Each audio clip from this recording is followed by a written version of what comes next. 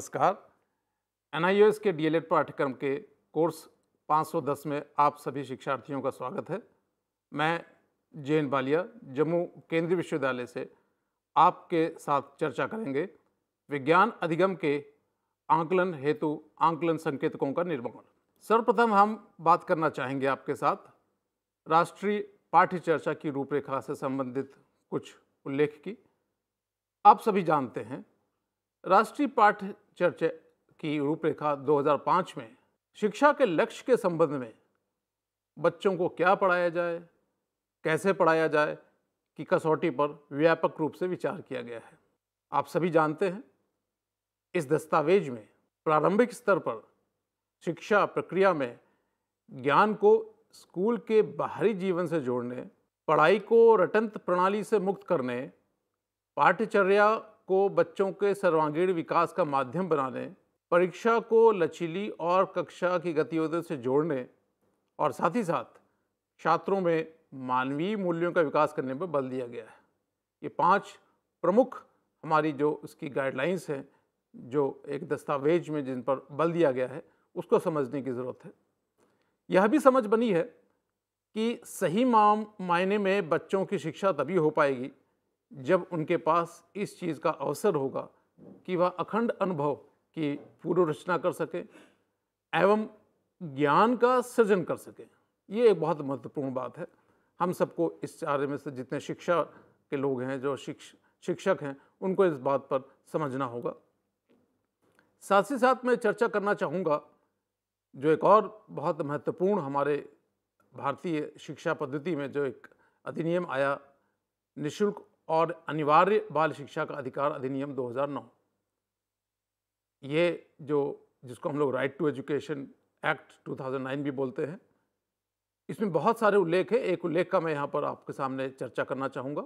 निःशुल्क और अनिवार्य बाल शिक्षा का अधिकार अधिनियम 2009 ने शिक्षा को एक ऐसी सतत गतिशील प्रक्रिया के रूप में देखा है जो बच्चों को गरिमामय जिंदगी उपलब्ध कराती है। यहाँ पर बल दिया गया है शब्द गरिमामयी जिंदगी, और जहाँ बच्चे भय और तनाव से मुक्त होकर ज्ञान का सृजन करते हैं। आप देख सकते हैं चित्र में कि बच्चे के साथ शिक्षक किस तरह से भय मुक्त, तनाव मुक्त एक वातावरण बनाने की कोशिश कर रहे हैं, जिसमें कि जो हमारे एक क्लासेस में, कक्षा में देखा जाता है कि बच्चे भय के साथ अध्यापक के साथ बैठते हैं, लेकिन यहाँ पर भय मुक्त वातावरण बनाने की प्रयास किया जा रहा है।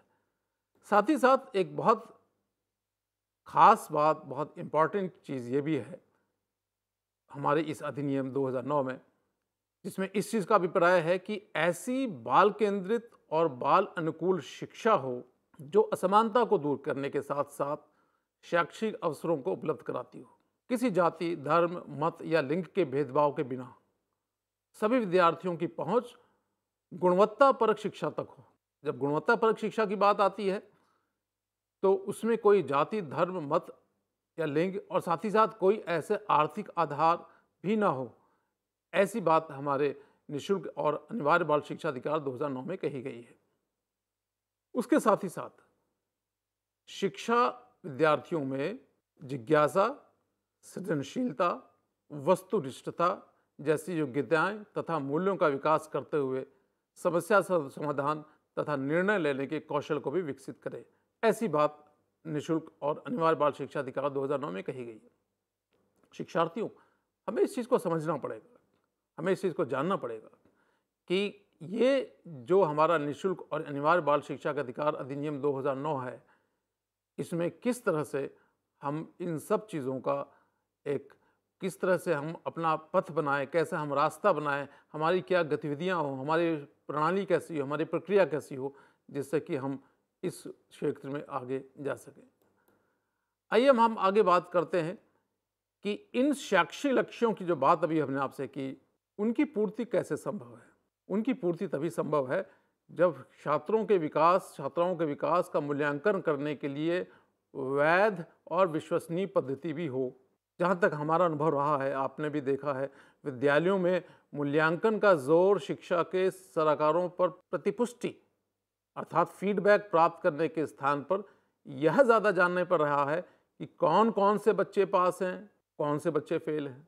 अर्थात जोर इस पर है कि बच्चे कितने पास हैं, कितने फेल हैं, ना कि ये कि फेल क्यों हैं और पास क्यों हैं।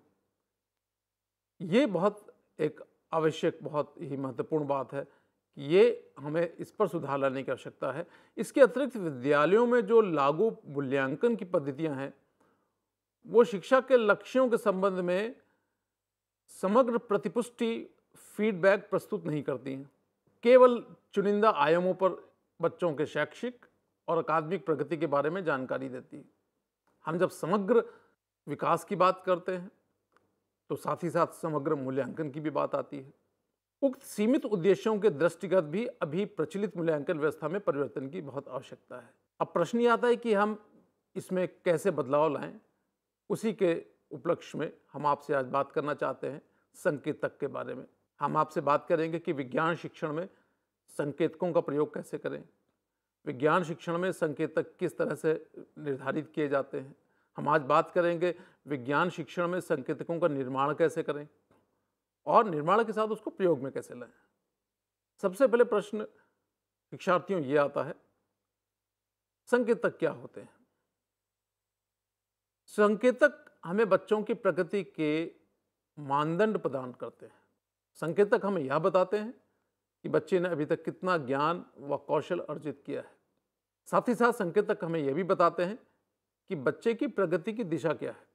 कि यह जानना कि ज्ञान कितना प्राप्त किया है, उसकी प्रगति कितनी हुई है, उससे बहुत ज़्यादा महत्वपूर्ण यह है कि हम ये जानें कि प्रगति की दिशा क्या है। अगर वो दिशा भ्रमित है, दिशा उसकी नहीं उचित नहीं है, तो उसमें सुधार लाने की आवश्यकता है। किसी प्रश्न का उत्तर हम बच्चे से लेते हैं, कोई उसको हम एक एक्टिविटी में पार्टिसिपेट कराते हैं, प्रश्न यह नहीं होना चाहिए कि बच्चे ने उत्तर क्या दिया। उससे महत्वपूर्ण यह है कि बच्चे ने उत्तर किस प्रकार प्राप्त किया। प्रक्रिया बहुत महत्वपूर्ण है और संकेतक इसी और इंगित करता है। संकेतक बेसिकली यही चीज बताता है कि बच्चे ने उत्तर किस तरह प्राप्त किया और किस तरह उसको उसका उत्तर प्राप्त करना चाहिए, उसकी दिशा क्या होनी चाहिए। साथ ही ये आंकलन के प्रति शिक्षक और विद्यालय का नजरिया भी प्रस्तुत करते हैं। ये नजरिया स्थानीय आवश्यकताओं के अनुसार अपने मानदंडों के निर्धारण को दर्शाता है। अब देखिए, इस पर प्रश्न ये भी आता है कि क्या संकेतक एक जैसे होने चाहिए सभी विद्यालयों के लिए, सभी शिक्षकों के लिए, सभी विषयों के लिए? तो हमें जानने की आवश्यकता है कि संकेतक विषय अनुसार बदलते हैं। संकेतक शिक्षक अपने अनुसार बना सकता है, अपनी कक्षा के छात्रों के स्तर के अनुसार बना सकता है। संकेतक हमें बच्चों की प्रगति के मानदंड प्रदान करते हैं। संकेतक हमें यह बताते हैं कि बच्चों ने अभी तक कितना ज्ञान कौशल अर्जित किया है और ये भी बताते हैं कि किस तरह से वो आगे उसमें प्रगति कर सकता है। शिक्षक अधिगम प्रक्रिया सही दिशा में चल रही है या नहीं चल रही है, यह संकेतक से हमें पता चलता है। संकेतक असल में देखा जाए तो प्रकरण का ही परिवर्धित रूप है। एक प्रकरण का एक इम्प्रोवाइज्ड फॉर्म है। प्रकरण में अक्सर प्रक्रिया स्पष्ट नहीं होती है हम जब किसी प्रकरण का उल्लेख करते हैं, लेकिन संकेतक स्पष्ट रूप से उस प्रक्रियागत शिक्षण की बात करता है। अभी आगे चलकर हम आपके सामने इसको कुछ उदाहरण भी प्रस्तुत करेंगे विज्ञान से संबंधित अलग अलग कक्षाओं के, और आप समझ जाएंगे कि किस तरह से संकेतक एक शिक्षक को और एक छात्र को सही दिशा में जाने की तरफ इशारा करते हैं और उसके उस पूरे शिक्षण प्रक्रिया को एक मजबूत आधार देते हैं। संकेतक बच्चों की प्रगति का आकलन करने में मदद करती है। और साथ ही साथ जब हम आज बात करते हैं सतत और व्यापक मूल्यांकन की, तो शिक्षक को सतत और व्यापक मूल्यांकन के लिए अपनी हमेशा आंख खुली रखनी चाहिए, हमेशा इस तरफ ध्यान देना चाहिए ताकि संकेतक का लगातार इस्तेमाल करते हुए शिक्षण अधिगम प्रक्रिया की प्रभावता का लगातार मूल्यांकन करता रहे। क्योंकि इसमें बात आती है सतत मूल्यांकन की, बात आती है व्यापक मूल्यांकन की। आपको मालूम है 30 साल से ज़्यादा पहले से हम लोग ने इसको, बल्कि पहले से भी हमने सतत और व्यापक मूल्यांकन को पूरे भारतवर्ष में लागू किया हुआ है, परंतु उसके परिणाम अभी वो नहीं आ रहे हैं जिसकी हम अपेक्षा करते हैं। क्यों? क्योंकि इसके पीछे बहुत ज़रूरी है कि हम ये देखें कि एक सतत और व्यापक मूल्यांकन के लिए शिक्षण प्रक्रिया कैसी हो, अधिगम प्रक्रिया कैसी हो। तो इसलिए आवश्यक है कि एक शिक्षक संकेतक का निर्माण करे, संकेतक के अनुसार अपनी शिक्षण प्रक्रिया को निर्धारित करे और उसी के अनुसार छात्र छात्राओं का मूल्यांकन भी करें। आपको ये मालूम होना चाहिए कि संकेतक जो होते हैं वो पाठ्यक्रमीय लक्ष्यों पर आधारित होते हैं। लक्ष्य क्या है उस पर निर्धारित है, लेकिन लक्ष्य की दिशा क्या हो उसकी बात संकेतक करते हैं। आकलन की हम जब बात करते हैं, हमने जैसे भी आपसे बात करी, ये आकलन केवल याद करने की क्षमता का नहीं होना चाहिए। मूल्यांकन जब हम करते हैं, मूल्यांकन में इस बात का जोर दिया जाना चाहिए कि जो उसे पढ़ाया गया है उसका अपने जीवन अनुभव, दूसरी अन्य चीज़ों से संबंध जोड़ने की योग्यता कितनी है, सीखी हुई चीज़ों के बारे में नए एवं सटीक प्रश्न करने की क्षमता कितनी है, अपने पाठों में सही अथवा गलत के विचार से विचलन को देख पाने की क्षमता विकसित होनी चाहिए। ये बहुत आवश्यक है। हम मूल्यांकन सिर्फ इस चीज़ का, जैसे मैंने पहले ही भी कहा, मूल्यांकन हम सिर्फ इस चीज़ का नहीं करें कि कितना उसने ज्ञान अर्जित किया है, बल्कि हम ये देखें कि ज्ञान अर्जित करने की उसकी दिशा क्या है, और साथ ही साथ ये देखें कि वो पाठों में सही और गलत विचार से जो विचलन हो रहा है, जो डिविएशन है, उसको देख पा रहा है। इतनी क्षमता उसके अंदर आ गई छात्र में, ये बहुत आवश्यक है। इस चीज़ का मूल्यांकन करने की आवश्यकता है। मूल्यांकन के द्वारा विद्यालय उसमें इस प्रकार की क्षमताएं विकसित करने का प्रयत्न कर सकता है। तात्पर्य यह है कि सभी बच्चों को दी जा रही वाली सूचनाएं जो हैं उसके अर्थ अपने पूर्व अनुभव और अधिगम के आधार पर अपनी तरह से बना सकते हैं। यही प्रक्रिया बच्चों को अपनी समझ बनाने में, यहाँ दबाव, यहाँ बल, अपनी समझ की बात चल रही है। अक्सर देखा गया है समझ जो बच्चे की होती है वो पुस्तक पर आधारित होती है। ये पुस्तक पर आधारित ना हो बल्कि अपनी समझ पर हो। हर बच्चे को अपनी पसंद नापसंद, रुचियां, परिवेश, कौशल, अनुभव और व्यवहार के तरीके होते हैं। हर बच्चे के अपने अलग अलग होते हैं। हर बच्चा, आप सब जानते हैं, अपने आप में अद्वितीय है। क्योंकि प्रत्येक बच्चा अपने आप में अद्वितीय व्यक्ति है, तो कहीं ना कहीं अपने ढंग से प्रतिक्रिया देता है। इसलिए बच्चों के सीखने सिखाने की योजना बनाते समय बहुत ही महत्वपूर्ण हो जाता है कि हम ये देखें कि उसमें जो भिन्नताएं हैं क्या वो पहचान कर सकता है, और इस सच्चाई को स्वीकार भी करें कि सीखने के दौरान भिन्न भिन्न तरीके से प्रतिक्रिया करने और समझने की आवश्यकता है। आगे हम बात करते हैं तो अधिगम जो आकलन है इसकी प्रक्रिया में संकेतक का महत्व क्या है। इसकी चर्चा मैंने पहले भी शिक्षार्थियों की आपके साथ कि सीखने सिखाने की प्रक्रिया में सीखने की निरंतरता को ध्यान में रखते हुए बच्चों के सीखने की बेहतर समझ और उसे केंद्र में रखने के लिए संकेतक बहुत महत्वपूर्ण है। संकेतक एक दिशा निर्धारित करते हैं।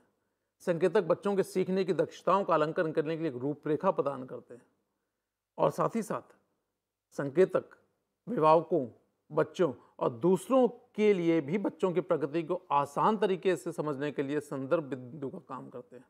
बहुत आवश्यक है कि बच्चे को यह समझाया जाए कि एक प्रगति का आसान तरीका क्या है, अभिभावक समझे। देखिए संकेतक, अभी आप देखेंगे, हम चर्चा करेंगे उदाहरणों के साथ, तो संकेतक तो अभिभावकों के लिए बहुत महत्वपूर्ण है, शिक्षकों के लिए बहुत महत्वपूर्ण है, और छात्र छात्राओं के लिए तो भी बहुत महत्वपूर्ण है। संकेतक का निर्माण कैसे किया जाए, अब उसकी हम चर्चा करते हैं कि क्या विधि और प्रक्रिया होती है, किस तरह से निर्माण किया जाता है, कैसे बनाए जाते हैं। संकेतक विकसित करते समय यह ध्यान रखने की आवश्यकता है कि हम किसी विशेष स्तर, आयु कक्षा के सत्रांत पर कक्षा में क्या प्रगति देखना चाहते हैं, इस पर हम बात करते हैं। ऐसे प्रकार का विजन, ऐसे संकेतक और अंततः एक छात्र प्रोफाइल विकसित करने में सहायता प्रदान करेंगे जो पाठ्य चर्चा की रूपरेखा के अंतर्गत पाठ्यक्रम के उद्देश्यों के अनुरूप होंगे। और ऐसी क्षमता शिक्षक में होनी चाहिए कि वो बच्चे के अंतर्निहित संभावनाओं की सराहना कर सके। विकसित किए गए संकेतक पाठ्यक्रमीय लक्ष्यों पर आधारित तथा एक दूसरे से पूर्णतः पृथक रूप से पहचानने जाने होने चाहिए। बहुत आवश्यक है कि वो पाठ्यक्रम के लक्ष्यों पर आधारित भी हों और एक दूसरे से, एक संकेतक दूसरे के साथ जुड़ा भी हुआ हो लेकिन पृथक भी हो, उसकी पहचान पृथक होनी चाहिए। क्योंकि ये संकेतक कई बार एक कक्षा से लेकर अन्य कक्षाओं तक फैले होते हैं, जुड़े होते हैं, उनमें एक कंटिन्यूटी होती है, एक लगातार उनके साथ जुड़ाव होता है। जो छठी कक्षा में संकेतक हैं उसी संकेतकों में सुधार लाकर हम सातवीं कक्षा के लिए बनाते हैं। आगे हम उदाहरणों से आपके साथ चर्चा करेंगे। संकेतक का क्षेत्र केवल पाठ्य पुस्तकों और पाठ्यक्रम पर केंद्रित नहीं होना चाहिए, वरन उसके जो विशेष उद्देश्य हैं पाठ्यचर्या के, करिकुलम के, उसके अनुरूप होना चाहिए। संकेतकों में शिक्षक द्वारा नियोजित किसी कार्य गतिविधि पर बच्चे की बहुलता युक्त प्रक्रियाओं को सम्मिलित किया जाना चाहिए, जो बहुत आवश्यक है। यह अध्यापक को इस चीज़ का, शिक्षक को इस चीज़ का ख्याल रखना है। आप सभी शिक्षक हैं, आप देखें इस चीज़ का ध्यान कि उसकी जो बहुलता युक्त प्रक्रिया है उसको सम्मिलित करने की कोशिश करें। संकेतक का निर्माण बच्चे की अधिगम ग्रहण करने की सततता के रूप में समझना चाहिए। उसके अनुसार उसकी जो लर्निंग है, उसकी जो लर्निंग कैपेसिटी है, जो अधिगम ग्रहण करने की जो सततता है, उसके अनुसार संकेतक का निर्माण होना चाहिए। संकेतकों से यह भी पता चलना चाहिए कि अधिगम कार्य के संदर्भ में बच्चे कैसे प्रगति करते हैं, प्रगति का आधार क्या है, प्रगति की दिशा क्या है, और साथ ही साथ संकेतकों का निर्माण करते समय बच्चों के अनुभवों, प्रश्नों, उनकी अभिव्यक्तियों, विचारों और संवादों को ध्यान में रखना चाहिए। उनकी संवेदनाओं को, उनके संवादों को ध्यान में रखना चाहिए। ये बहुत आवश्यक है और इसके लिए अध्यापक का एक बहुत बड़ी जिम्मेदारी है कि वो बच्चों के अनुभवों को, उनके पूछे गए प्रश्नों को, उनकी अभिव्यक्तियों को, विचारों को कहीं ना कहीं उनका अवलोकन करे, कहीं ना कहीं उसको समझे और उन्हीं को ध्यान में रखते हुए वो संकेतकों का निर्माण करे। अब संकेतकों का प्रयोग कैसे करते हैं? बहुत चुनौतीपूर्ण स्थिति होती है संकेतकों का प्रयोग करना, क्योंकि संकेतकों का प्रयोग करने के साथ ही साथ हमने ये देखना होगा, आवश्यक ये है कि शिक्षक स्वयं अपने कक्षा कक्ष की स्थितियों के अनुसार संकेतकों का प्रयोग करे। अगर कक्षा कक्ष की स्थितियां संकेतकों के साथ मेल नहीं खाती हैं, उनके साथ उनका संबंध नहीं है, तो संकेतकों का हम लोग पूर्ति नहीं कर पाएंगे। हमारे शिक्षक की जो एक प्रक्रिया है शिक्षण की, वो अलग चलेगी। तो बहुत आवश्यक यह है कि सीखने सिखाने की प्रक्रिया में क्या हमारे पास किस तरह की स्थितियां हैं, कैसे हमारे पास संसाधन हैं, ये बहुत आवश्यकता है। संकेतक ही वह आधार है जिसके माध्यम से बच्चों से संबंधित क्षेत्र में दक्षता का सुव्यवस्थित विकास किया जा सकता है। संकेतक का प्रयोग करते समय निम्नलिखित बातें बहुत आवश्यक है। कक्षा कक्ष में शिक्षण प्रक्रिया के दौरान संकेतक को बच्चों के लिए सुगम और सहज बनाने के लिए उपयुक्त सहायक सामग्री का प्रयोग करें, ये बहुत आवश्यक है। और साथ ही साथ ये भी ध्यान रखें कि सीखने सिखाने की प्रक्रिया के दौरान संकेतकों से संबंधित उन सभी विधियों, प्रयोगों, गतिविधियों का आदि का प्रयोग किया जाए जिनसे संकेतक के उद्देश्य की पूर्ति हो रही हो। उसके लिए अध्यापक को कुछ विशेष कार्य भी करने पड़े, छात्रों से करवाने पड़े, वो करें, वो बहुत ज़रूरी है। अब कुछ हम आपसे बात उदाहरणों के साथ करेंगे। मैं कुछ उदाहरण प्रस्तुत करना चाहूँगा आपके साथ। विज्ञान शिक्षण में बच्चों के प्रगति के संकेतक। प्रारंभ करना चाहूँगा कि सबसे पहले कि विज्ञान शिक्षण के आप सभी परिचित हैं। विज्ञान शिक्षण के उद्देश्य क्या होते हैं, आप सभी इनसे परिचित हैं। पुनः आपसे उल्लेख करना चाहूँगा कि बच्चों में वैज्ञानिक दृष्टिकोण का विकास करना, जिज्ञासा का विकास एवं खोज की प्रवृत्ति का विकास करना, खोज करने के लिए अनुमान, परिकल्पनाएं बनाना, किन्हीं तथ्यों या जानकारी की स्वीकार करने से पहले उसकी प्रामाणिकता की मांग करना, ये बहुत आवश्यक। मैं हमेशा मानता हूँ मित्रों, शिक्षार्थियों, कि किसी तथ्यों और जानकारी को स्वीकार करने से पहले उसकी प्रामाणिकता की मांग करे बच्चा और उसको करके देखे, ये बहुत महत्वपूर्ण उद्देश्य हमारे विज्ञान शिक्षण का है। आलोचना, मतभेद एवं प्रश्नों के प्रति सकारात्मक रुख रखे, प्रयोग में तुलना के महत्व की समझ रखे, पर्यावरण के प्रति सजगता और उससे निरंतर सीखने की प्रवृत्ति का विकास, ये कुछ उद्देश्य विज्ञान शिक्षण के हैं जिससे संबंधित हम कुछ आपसे संकेतकों के बारे में बात करना चाहेंगे। मैं आपके सामने उदाहरण प्रस्तुत कर रहा हूँ। ये कक्षा 5 के कुछ निर्धारित संकेतक हैं, उदाहरण है, और देखिए आप इसमें संकेतक कैसे बनाए गए हैं। बच्चे संक्रामक रोगों, उनकी रोकथाम के पर समूह में चर्चा कर रहे हैं। अब एक एक संकेतक पर आप देखेंगे, एक एक संकेतक पर कक्षा की गतिविधियां क्या हैं, कक्षा में कैसे संसाधन चाहिए, शिक्षक का क्या रोल होगा, बच्चे क्या करेंगे, सब कुछ इसमें निहित है। बच्चे जीवन रक्षक घोल और उसके गुणों को बता रहे हैं। बच्चे मिट्टी के कटाव और उनके रोकने के उपायों पर बातचीत कर रहे हैं। बच्चे वायु के गुणों पर चर्चा कर रहे हैं। बच्चे बल एवं ऊर्जा में अंतर बता रहे हैं। बच्चे मशीनों का आधार चुनकर वर्गीकरण कर रहे हैं। बच्चे सूर्य एवं चंद्र ग्रहण की अवधारणा को बता रहे हैं। इस बहुत सारे अलग अलग संकेतक है और एक आपसे बताना चाहेंगे शिक्षकों कि इन्हीं संकेतकों से कुछ और हम इनको विभाजित करके और संकेतकों का निर्माण करते हैं। ये मैंने कुछ मुख्य संकेतक आपसे बात की है। बच्चे कंप्यूटर के मुख्य भागों पर चर्चा कर रहे हैं, जो एक साइंस की बात है। तो हम बात करते हैं कक्षा 6 के निर्धारित संकेतकों की। आपके सामने कुछ उदाहरण प्रस्तुत करना चाह रहा हूँ। बच्चे पौधों एवं जंतुओं में अंतर समानताएं बता रहे हैं। बच्चे अनुकूलन के उदाहरण को देते हुए बता रहे हैं। आप चित्र में देख सकते हैं। शिक्षक उसी के अनुसार कक्षा की जो स्थितियां हैं। अब यहाँ पर आवश्यकता इस चीज़ की है कि कक्षा का मतलब वो चार दीवारी नहीं होनी चाहिए। कक्षा तो बाहर भी लग रही है और किस तरह से अध्यापक बच्चों को उनके साथ बैठकर बच्चे उस चीज़ का अनुभव कर रहे हैं, अवलोकन कर रहे हैं और साथ ही साथ यहाँ पर छात्राओं का मूल्यांकन भी हो रहा है। बच्चे बीजों में भ्रूण, मूलांकुर एवं परांकुर देख रहे हैं। बच्चे बीज के अंकुरण के लिए आवश्यक परिस्थितियों पर चर्चा भी कर रहे हैं, साथ में अध्यापक, और यहीं पर चर्चा के दौरान उनका मूल्यांकन भी हो जाता है। आइए कुछ कक्षा 7 के से निर्धारित संकेतकों की बात करते हैं। यहाँ पर एक उदाहरण हमने लिए हुए हैं और मैं फिर से बताना चाहूँगा शिक्षकों कि ये मुख्य संकेतक हैं और इन संकेतकों के साथ ही हम कुछ और संकेतकों का निर्माण भी कर सकते हैं इन एक-एक संकेतकों से निकाल के। बच्चे रसायन की भाषा संकेतों को समझ और लिख रहे हैं। आप सब जानते हैं रसायन विज्ञान में भाषा संकेतक होते हैं, कुछ संकेत होते हैं। बच्चे अम्ल, क्षार और लवणों के विषय में बता रहे हैं, एसिड, बेस और सॉल्ट के बारे में। बच्चे ताप एवं तापमापी के उपयोगों को बता रहे हैं। बच्चे ऊष्मा और उसकी संरचना की विधियों को बता रहे हैं। बच्चे प्रकाश के संचरण और परावर्तन को बता रहे हैं। ये बहुत सारे मुख्य संकेतक हैं और इन संकेतकों के निर्माण के आगे ही स्थितियां बनती हैं। बच्चे दर्पण के प्रकार एवं उनके उपयोग को बता रहे हैं। बच्चे ध्वनि के प्रकार, संचरण और परावर्तन को बता रहे हैं। बच्चे विद्युत आवेश एवं उसके प्रकारों को बता रहे हैं। बच्चे सुचालक एवं कुचालक पदार्थों के नाम एवं उपयोग को बता रहे हैं। ये कुछ कक्षा 7 से निर्धारित संकेतक हैं। कक्षा 8 के लिए निर्धारित संकेतकों की बात करते हैं शिक्षकों। बच्चे पेट्रोलियम ईंधन व अन्य उत्पाद का प्रमुख स्रोत को चिन्हित कर रहे हैं। अब आप यहाँ स्तर में परिवर्तन देखेंगे। हमने कक्षा 5 की बात की, 6 की बात की, 7 की, 8 की, कहीं ना कहीं उनके स्तर में वृद्धि हो रही है।